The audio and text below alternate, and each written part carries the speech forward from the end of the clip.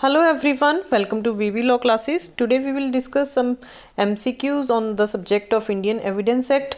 Practicing MCQs is very important to clear any state's judiciary exam. So today we will discuss some important MCQs. So let's start with our video. Our first question is, a fact is said not to be proved when it, options है, is neither proved nor disproved. B option is does not exist. C option is its not existence is so probable that a prudent man will act as to does not exist. Our D option is all of the above. So answer क्या है इस question का? The answer to this question is a fact is said not to be proved when it is neither proved nor disproved. अगर आप definition देखोगे section 3 evidence act में not proved की definition दी हुई है, सो उसमें क्लियरली ये चीज़ मेंशन है कि नॉट प्रूव्ड की डेफिनेशन क्या होती है. नॉट प्रूव्ड का मीनिंग होता है a fact is said not to be proved when it is neither proved not disproved. मैंने आपको एक वीडियो बनाई थी जिसमें इंपॉर्टेंट सेक्शंस मैंने आपको बताए थे इंडियन एविडेंस एक्ट के to clear preliminary exam of judiciary. So आप उसको रेफर कर सकते हो, उसमें मैंने बताया था कि दिस इज़ इम्पॉर्टेंट. नेक्स्ट हमारा क्वेश्चन है, N inscription on a metal plate और स्टोन इज, ऑप्शंस हैं is a fact, is a document, is an opinion, is a motive. So what is the answer to this question? The answer is B, that is it is a document. अगर आप document की definition देखोगे section 3 में, ठीक है, उसमें clearly it is written that document means any matter expressed or described upon any substance by means of letters, figures or marks. ठीक है, अगर कोई भी चीज़ को यूज़ किया जाता है, ठीक है, उसको for the purpose of recording that matter, तो उसको हम क्या कहते हैं? document. So इसका आंसर क्या आएगा? document. हमारा नेक्स्ट क्वेश्चन है, आप क्या कर सकते हो, you can pause the video और खुद उसको सॉल्व करके देखो, देन आंसर्स आप मैच करना और बाद में मुझे बताना कि आपके कितने क्वेश्चंस करेक्ट थे कमेंट बॉक्स में. हमारा नेक्स्ट क्वेश्चन है, entries in books of account including those maintained in an electronic form is relevant under which section. Sections हैं section 33, section 34, section 35, section 36. So what is the answer to this question? ये कौन से section में दिया हुआ है? It is given in section 34. Section 34 में ये चीज़ मेंशन की हुई है, आप सेक्शन 34 पढ़ सकते हो. ठीक है, नेक्स्ट क्वेश्चन है हमारा, A prosecutes B for adultery with C, A is wife. B denies that C is A is wife but the court convicts B for adultery. Afterwards, C is prosecuted for bigamy in marrying B during A's lifetime. C says she never was A's wife. Options हैं, the judgment against B is relevant. B option is the judgment against B is irrelevant. C option is the judgment against B is admissible. D option is the judgment against B is relevant and admissible. ठीक है, तो हमारा answer क्या है इस question का? The answer to this question is the judgement against B is irrelevant as against C. ठीक है, बी इसका आंसर आएगा. जो जजमेंट है ये इररेलेवेंट है. For this question you can refer to section जो 43 है इंडियन एविडेंस एक्ट का. ठीक है, वो क्या कहता है कि जो जजमेंट्स, ऑर्डर्स और डिक्रीज हैं, ठीक है, वो कब वो इररेलेवेंट होंगी? जब तक कि जो existence of that judgement, order और decree is a fact in issue. So आप सेक्शन 43 को पढ़ सकते हो, उसकी ये इलस्ट्रेशन है. मैंने आपको बताया था जो इंपॉर्टेंट सेक्शंस होते हैं उनकी इलस्ट्रेशंस में से ही क्वेश्चंस आ जाते हैं एग्जाम में, तो आपको पढ़ना है, इलस्ट्रेशंस आपको स्पेशली पढ़नी है. सो अगर आपको ये नहीं समझ में आया कि इसका आंसर ये कैसा है, आप सेक्शन 43 को रीड करना. अगर कोई प्रॉब्लम आए then you can do leave a message in the comment box. हमारा नेक्स्ट क्वेश्चन है, a disputed hand writing can be proved by calling an expert, by examining a person acquainted with the handwriting of the writer of the question document. C हमारा option है, by comparison of the two admitted and disputed handwriting. D option is all of the above. So answer क्या है इस question का? The answer to this question is all of the above. For this you can read section 47 and section 73 जो कि disputed hand writing से deal करते हैं. So D is the answer to this question. हमारा next question है, the opinion about the digital signature is relevant under which section. Section 47A, section 27A, section 21A, none of the above. So the answer to this question is, ये किस में दिया हुआ है, it is given in section 47A। ठीक है, 45 से section start हो जाते हैं ओपिनियंस के। सो सेक्शन 47A में the opinion about digital signature is relevant, इसमें दिया हुआ है 47A में। हमारा नेक्स्ट क्वेश्चन है, A and B are jointly tried for the murder of C. It is proved that A said B and I murdered C. So the answer to this question, हमारे options हैं, the statement is relevant against A only. B हमारा option है, the statement of A is not relevant against B. C option है, the statement of A is relevant against B. And D option is both A and B. So answer क्या है इस question का? अगर आपने जो मैं पोस्ट डेली करती हूँ कम्युनिटी पोस्ट में, वहाँ पे मैंने आपको एक क्वेश्चन दिया था इससे रिलेटेड। सो आपने अगर वो भी सॉल्व किया है, फिर भी आप इसका आंसर मुझे दे सकते हो।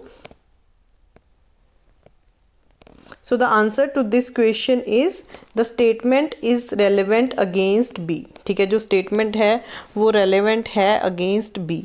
ठीक है, इसके लिए आप कौन सा सेक्शन है, it is given in section 30, क्योंकि सेक्शन 30 में क्या दिया हुआ है, if you read section 30, consideration of proved confession affecting person make it and others jointly under trial for same offence. अगर ये जॉइंटली ट्रायल ना होता, जॉइंट ट्रायल, तो ये रेलिवेंट नहीं होनी थी statement. They are tried jointly trial होना चाहिए, तभी वो रेलिवेंट होगी। So C is the answer to this question. हमारा नेक्स्ट क्वेश्चन है, Under which section of the Indian Evidence Act necessity or convenience rule as to the admissibility of evidence is contained? हमारे options हैं section 31, section 32, section 34 and section 35। So what is the answer to this question? The answer is section 32 है, जो वो necessity और convenience rule से related है। क्यों? क्योंकि उसमें दिया हुआ है कि cases in which statement of relevant fact by person who is dead who can not be found. ठीक है, जो पर्सन डेड हो जाते हैं और नहीं फाउंड होते, तो उनकी एडमिसिबिलिटी ऑफ एविडेंस दिया हुआ है, तो वो नेसेसिटी के लिए दिया हुआ है। दैट इज नेसेसिटी और convenience rule is given in section 32। B is the answer to this question. Our next question is, a dying declaration can form the sole basis of conviction without any corroboration by independent evidence.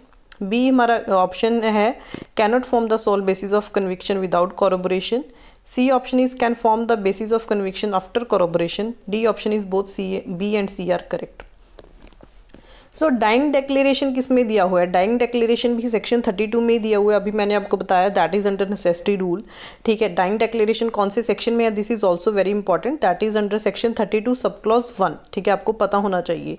ठीक है, अब dying declaration क्या है? Dying declaration can form the sole basis of conviction without any corporation by independent evidence. A is the answer to this question due to the necessity of that. ठीक है, next हमारा question है, a confession made to a police officer is admissible under which section? Section 24, section 25, section 26, section 27। ठीक है, the answer to this question is section 25। Section 25 में दिया हुआ है कि कोई भी कन्फेशन है अगर वो पुलिस ऑफिसर को दिया जाता है, it is inadmissible. 11th question is, confession made after removal of impression caused by inducement, threat or promise relevant under which section? section 27, 28, 29, 30। so किस में दिया हुआ है? it is given in section 28। ठीक है, you can read section 28। I hope आपको समझ में आ रहा है। अगर आपको वीडियो अच्छा लगा तो कमेंट बॉक्स में मुझे ज़रूर बताना, वी कैन डिस्कस, हम और सब्जेक्ट्स पे भी MCQs डिस्कस कर सकते हैं। हमारा नेक्स्ट क्वेश्चन है, the question is whether a horse sold by A to B is sound. A says B, go and ask C. C knows all about it. C's statement is not an admission, dying declaration, not relevant. So इसका answer क्या है guys? The answer to this question is it is an admission. अब इसके लिए कौन सा section है? ये इलस्ट्रेशन है सेक्शन 20 की। सेक्शन 20 में क्या दिया हुआ है? Admissions by persons expressly referred to by party to the suit. ठीक है, तो ये इसका आंसर क्या आएगा? It is an admission. अब सेक्शन 20 को रीड करना आपको समझ में आएगा, ये उसकी इलस्ट्रेशन है। हमारा नेक्स्ट क्वेश्चन है, under section 9 of the evidence act which of the following is relevant? Motive, preparation, conduct, both previous और subsequent, all of the above। so क्या है इसका? सॉरी, यहाँ पे सेक्शन 8 आएगा, सेक्शन 9 नहीं है, ये क्वेश्चन में थोड़ी मिस्टेक होगी है। Under section 8 of evidence act which of the following is relevant. ठीक है, यहाँ पे सेक्शन 9 नहीं है, आप करेक्ट कर लेना इसको। So the answer to this question is all of the above. ठीक है, सेक्शन 8 में दिया हुआ है। ठीक है, motive preparation conduct both previous और सब्सिक्वेंट, वहाँ पे रेलिवेंट है। So D is the answer to this question. हमारा नेक्स्ट क्वेश्चन है provision of alibi is laid down in sections हैं section 12, 11, 13, 14। So the answer to this question is section 11। Section 11 में plea of provision of alibi दिया हुआ है। Alibi का मतलब होता है, ठीक है, एनीवेयर एल्स। ठीक है, मतलब कि अगर अपनी प्रेजेंस किसी के लिए मर्डर के लिए एक्सक्यूज़ किया गया है तो वो प्रोविजन ऑफ एलिबाई लेता है कि मैं उस दिन वहाँ पे प्रेजेंट नहीं था, I was present somewhere else. So it is given in under section 11। Next हमारा क्वेश्चन है ए sues B for damage done by dog of bees which B knew to be ferocious. The fact that the dog had previously bitten X, Y and Z and that they had made complaints to B are. ठीक है, ये relevant facts हैं, irrelevant facts हैं, admission है, circumstantial evidence है। So what is the answer to this question? The answer is these are relevant facts. और ये किस में दिया हुआ है? It is given under section 14। अगर आप रीड करोगे वहाँ पे नॉलेज के अंडर ही आ जाता है, और इट इज़ अंडर इलिस्ट्रेशन। ये सी है सेक्शन 14 की। सेक्शन 14 को रीड करना, अगर आपने नहीं रीड किया है तो आपको ये समझ में आ जाएगा वाई इट इज़। नेक्स्ट हमारा है question opinion of expert is relevant under which section? Section 41, 43, 45, 44। Opinion of expert कब रेलेवेंट होता है? It is relevant under section 45। Next question is identification parade is relevant under which section?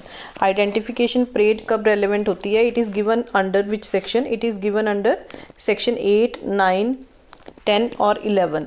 So it is relevant under section 9। Section 9 के under ये relevant है identification parades.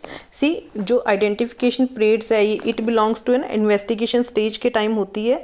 ठीक है, अगर कोई भी एविडेंस ऐसा है तो कोर्ट में आइडेंटिफिकेशन परेड होती है कि इनमें से कौन सा आइडेंटिफाई करने के लिए person. So it is under section 9। Section 9 में आप अगर वहाँ पे रीड करोगे सो वहाँ पे दिया हुआ है थर्ड लाइन में ही, आप डायरेक्ट में देखना, which establish the identity of anything or person whose identity is relevant. So it is in section 9. 18th question is in which of the following a dying declaration is admissible? In criminal proceedings only, in civil proceedings only, in both in civil and criminal proceedings, in civil proceedings only with the permission of the court.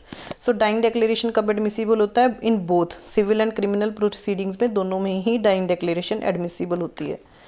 19th question is in criminal cases the fact that the accused person has a previous good character is relevant, previous bad character is relevant, both A and B, none of these. So the answer to this question is previous good character relevant होता है criminal cases में।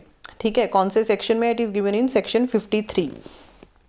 Next question is the courts shall take judicial notice of foreign judicial records, national flag of a state not recognized by India, Stephen's Digest on criminal laws, rule of road on land and in or at sea. So the answer to this question is the courts must take judicial notice। कौन से उसमें section में? It is given in section 57। और ये D इसका answer है, वहाँ पे आपको एक प्रॉपर वहाँ पे दिया हुआ है, आप उसको रीड करना तो आपको इसका answer section D, it is D option, that is rule of road on land और एट सी। 21 क्वेश्चन है विच of the following sections of Indian evidence act defines admission? Section 16, 17, 15, 18।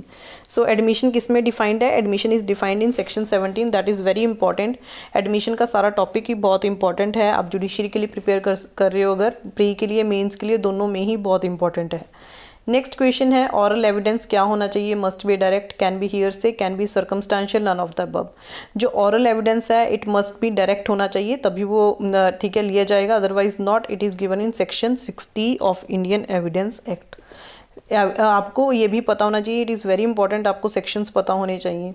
Next is secondary evidence include certified copies made from और compared with the original, oral accounts of the content of the document, all of the above. So the answer to this question is all of the above. It is given in section 63 में secondary evidence दिया हुआ है कि वो क्या क्या include करता है। Next question is under which of the following sections public documents are defined. Public documents कौन सी सेक्शन में डिफाइन किए हुए हैं? 73, 74, 75, 76। So it is defined in section 74 में पब्लिक डॉक्यूमेंट्स डिफाइन किए हुए हैं और सेक्शन 75 में प्राइवेट डॉक्यूमेंट्स डिफाइन किए हुए हैं। सो ये हैं हमारे 24 क्वेश्चंस। हमारा लास्ट क्वेश्चन है जो that is the presumption under section 90 is a presumption of fact, is a presumption of law, is there is irrebuttable presumption of law, all of the above। So answer क्या है इस question का? It is a presumption of fact. अगर आप section 90 read करोगे उसमें clearly written है मे presume, जहाँ पे मे प्रिज्यूम आता है तो that is a presumption of fact. ठीक है, तो ये सारे थे हमारे 25 क्वेश्चंस। ठीक है, this will really help you in your preparation. मुझे ज़रूर बताना कमेंट बॉक्स में आपको मेरा वीडियो कैसा लगा। आई होप आपको अच्छा लगा वो video. Thank you guys for watching the video. Bye, take care.